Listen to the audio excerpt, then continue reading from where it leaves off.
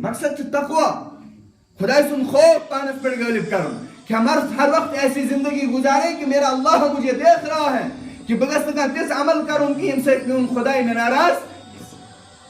اللہ اکبر اللہ اکبر. صحابہ کی زندگی انسان دیکھتا ہے حیران ہو جاتا ہے انسان کہ صحابہ کے اندر یہ تقوی کتنا تھا اور ہم اس تقوی سے کتنے دور ہیں. ایک صحابی تھے عمیر ابن سعید رضی اللہ تعالی عنہ.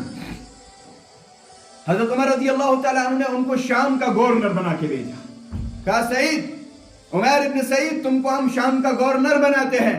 سوچو واپس بنا حضرت مجھے نہ بھیجے کسی اور کو بھیجے میں اس کا اہل نہیں ہوں. ان کو جب منصبیں دیے جاتے تھے وہ ان منصبوں کو اعزاز نہیں سمجھتے تھے وہ ان منصبوں کو ذمہ داریاں سمجھتے تھے. آج ہم محلے کا پریزیڈنٹ کوئی بنتا ہے تو وہ اس کو اعزاز سمجھتے ہیں. اللہ والے یہ اعزاز نہیں یہ تمہارے لیے امتحان ہے. کیا پتا تم اس امتحان میں کامیاب نہ ہو اور آخرت میں تیرے لیے جہنم تیار ہو جائے. آج تو ان منصبوں کے حصول کے لیے لڑائیاں ہوتی ہے جھگڑے ہوتے ہیں ایک دوسرے کے لیے سب کو شتم ہوتے ہیں. اپنی تعریفیں خود کی جاتی ہے کہ مجھ سے اطلاعیت اور جو اس لائق تھے وہ کہتے ہیں سعید ابن عمیر ابن سعید اے سعید ابن سعید ہم تمہیں گورنر بناتے ہیں شام کا جا کے تم شام کو سنبھالو. سچ واپس جواب حضرت عمر کو کہ عمر میں اس کا اہل نہیں کسی اور کو بھیجو. حضرت عمر نے فرمایا تم یہی کہتے رہنا کہ میں اہل نہیں تم یہی کہتے رہنا میں اہل نہیں اور گورنری وہاں سنبھالتے رہنا. چنانچہ وہ چلے گئے.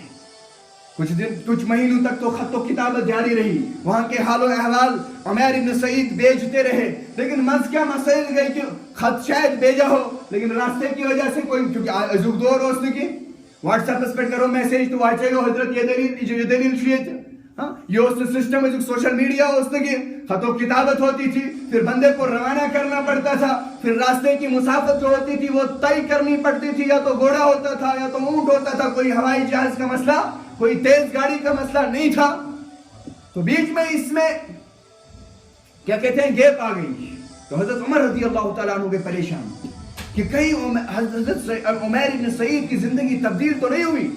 کیا مسئلہ ہے وہ کوئی خط نہیں بیچتے وہ وہاں کے احوال نہیں بیچتے وہ وہاں کی بات نہیں بیچتے. مسئلہ کیا ہے؟ حضرت عمر رضی اللہ تعالیٰ عنہ پریشان ہو گئے.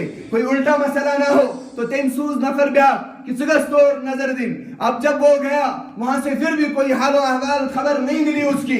اس نے دوسرے بندے کو بھیجا کہا جاؤ یہ خط ساتھ لے کے جاؤ تم جب وہاں پہنچو گے تو ہم عمیر بن سعید کو معزول کرتے ہیں اس کی جگہ یہ بندہ اب وہاں کا گورنر بنے گا. یہ طور خط ہوت حضرت عمیر بن سعید رضی اللہ عنہ چوشان یہ خط تو وہ خوش ہو گئے. اس کی چاہت تھی کہ میں کب اس ذمہ داری سے سب گدوشی مجھے ملے میں اسے ہٹا دیا جاؤں تاکہ آخرت میں میرے ساتھ کوئی الٹا معاملہ نہ ہو. تو ادھر آئی واپس. لیکن چلتے چلتے حضرت عمر رضی اللہ تعالیٰ عنہ مدت طے کروں اس کی وہ 10 دنوں میں پہنچ جائیں گے. اس نے تو من پڑھنے جائے آسان کہ اگر ہوئی پہن رہا پت کوتا ٹائم لگے ہوتے 10 دن ہوئے 12 دن ہوئے 15 دن ہوئے وہ آیا نہیں. تو حضرت عمر رضی اللہ عنہ سے سوچا کہیں وہاں اس نے کوئی بغاوت تو نہیں کری کہیں کوئی الٹا کام تو نہیں ہوا. حضرت عمر اسی سوچ میں تھے کہ مہینہ گزر گیا اور کوئی آیا. حضرت عمیر ابن سعید آگے کہا یہاں بلاؤ سیدھے یہاں بلاؤ. یہ عمیر ابن سعید ہوئے حضرت عمر رضی اللہ عنہ سے دربار اسمت. تو حضرت عمر رضی اللہ تعالیٰ عنہ سے پرسان اتنی دیر کیوں لگی آنے میں اتنی دیر کیوں لگی؟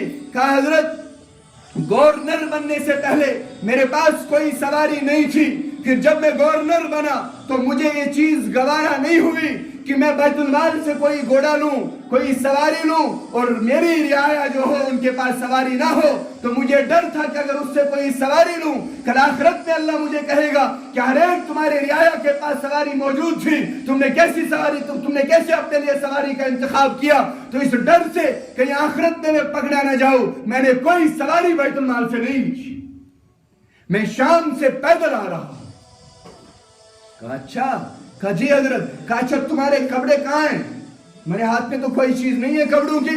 کہا حضرت گورنر بننے سے پہلے میں نے ایک کپڑے میں زندگی گزاری تھی جب گورنر بنا تو میرے دل میں خیال آیا تھا کہ بیت المال سے ایک کپڑا نکالے، لیکن فوراً یہ خیال آیا اگر میں نے وہاں سے کپڑا نکالا اور یہاں ہر مسلمان کے پاس 2 کپڑے موجود نہیں ہیں، کل آخرت میں اللہ مجھے کہے گا یہ بیت المال میں تم نے یہ کپڑا نکالا کہ تمہاری ہر مسلمان کے پاس یہ موجود تھا، کہ ہر مسلمان کے پاس اتنی ملکیت تھی، تم نے کیسے وہاں سے نکالا اور میری آخرت خطرے میں پڑ جائے گی۔ تیرے پاس یہ ٹھیلا ہے، اس میں کیا ہے؟ کہا حضرت اس میں میری دنیا بھی ہے، میری آخرت بھی ہے۔ کہا میں سمجھا نہیں، تیری دنیا بھی ہے تیری آخرت بھی ہے کیا اس میں؟ ذرا میں بھی دیکھ لوں۔ تو اس نے وہاں سے جو نکالا ایک لوٹا نکلا۔ حضرت عمر نے فرمایا یہ تمہاری دنیا بھی ہے، یہ تمہاری آخرت بھی ہے، میں کچھ سمجھا نہیں، ذرا سمجھائیے۔ کہا حضرت جب آٹا ملتا ہے تو اسی میں گون دیتا ہوں، وہ یہ میری دنیا ہے، اور جب نماز کا وقت ہوتا ہے تو میں اسی لوٹے میں پانی لا کر وضو کرتا ہوں، تو یہ میری آخرت بھی ہے۔ تو اس نے کہا ٹھیک ہے تم جا کے آرام کرو۔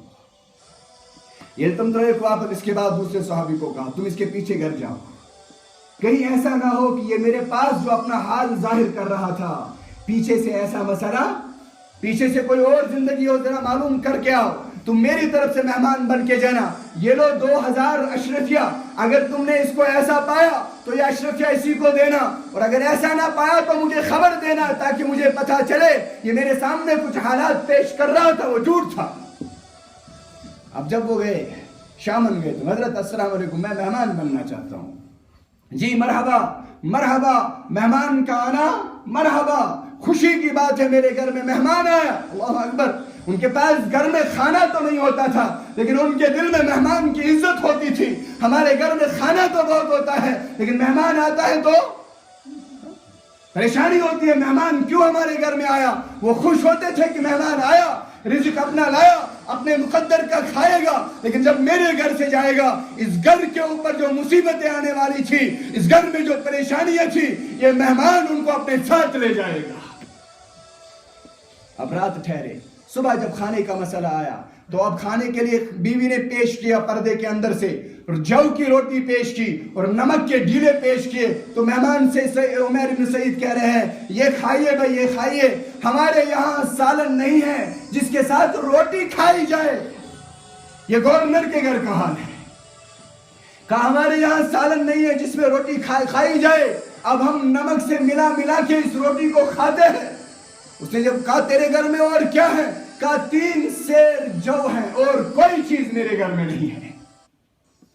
اس کے بعد اس نے کہا حضرت دراصل میں خود نہیں آیا تھا، مجھے حضرت امیر المومنین عمر فاروق رضی اللہ عنہ نے بھیجا تھا، اب آپ کے لیے اس نے 2000 اشرفیہ بھیجی ہیں ہدیہ، آپ اس کو قبول کریں۔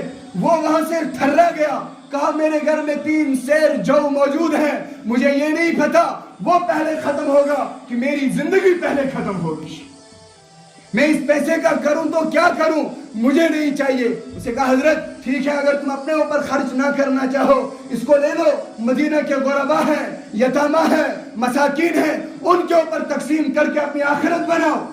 تو اس نے واپس کہا ٹھیک ہے میں لیتا ہوں، لیکن میرے پاس میرے گھر میں کوئی برتن ایسا نہیں جس میں یہ 2000 اشرفیہ میں ڈال دیتا۔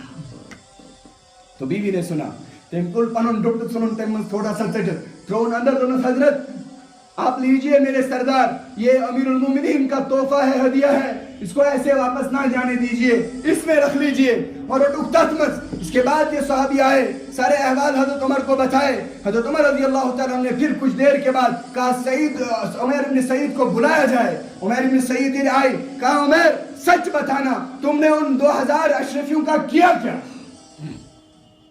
تو اس نے واپس کہا حضرت آپ کے پاس آنے سے پہلے میری بیوی نے مدینہ کے اطراف کے اندر جو غربا اور یتامہ اور مساکین تھے ان کی فہرست بنا دی، چھوٹی چھوٹی گٹھیاں بنا کر ان کے گھر میں تقسیم کر دی، اس میں اب میرے گھر میں 1 دینار بھی موجود نہیں ہے،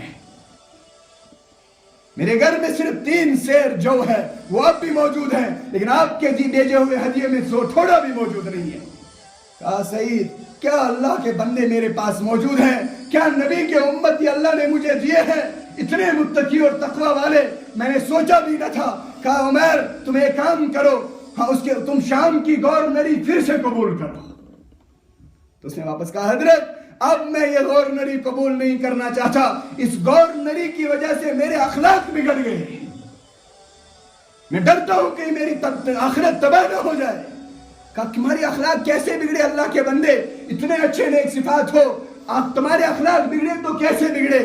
کہا ایک دن ایک عیسائی اپنی بات پر ضد کیا, اپنی بات پہ اکڑ گیا, تو میں نے یہاں سے واپس کہا کہ جا اللہ تجھے رسوا کرے. آج تک میں اپنی زبان کو پکڑ کر کہتا ہوں کہ گورنری کی دم پہ تم نے اس کو رسوا کرنے کے لیے کہا, اب ڈرتا ہوں کہ اللہ آخرت میں نہ پکڑے کہ تم نے میرے ایک بندے کو رسوائی کی بد دعا کیوں دی. کہا اچھا تم جاؤ, ابھی تم گھر میں آرام کرو, جاؤ گھر میں آرام کرو. تم گئے گھر, اور اس کے بعد دوسرے دن پتہ چلا عمیر بن سعید بیمار ہو گئے. حضرت عمر رضی اللہ تعالیٰ عنہ سوزت من خبرت نفر, اس کے بعد میٹنگ چل رہی ہے, مشورہ چل رہا ہے. یہی مشورہ کرتے کرتے کیا دیکھا, ایک جنازہ آ رہا ہے. کہا کس کا جنازہ ہے؟ کہا یہ عمیر بن سعید کا جنازہ ہے. حضرت عمر رضی اللہ تعالیٰ عنہ چیخے, اور اس کے بعد اپنے ساتھوں سے کہا ذرا اپنی اپنی خواہش بیان کرو, تم کیا چاہتے ہو کہ تمہارے پاس ہو؟ کسی نے کہا یہ ہونا چاہیے, کسی نے کہا یہ ہونا چاہیے. عمر نے کہا میری یہ خواہش ہے, میری یہ چاہت ہے کہ عمیر بن سعید جیسے مٹھی بھر لوگ میرے پاس ہوں اور میں پوری دنیا میں ان کو گورنر بنا کے بھیج دوں. یہ ہے بزرگ و تقویٰ.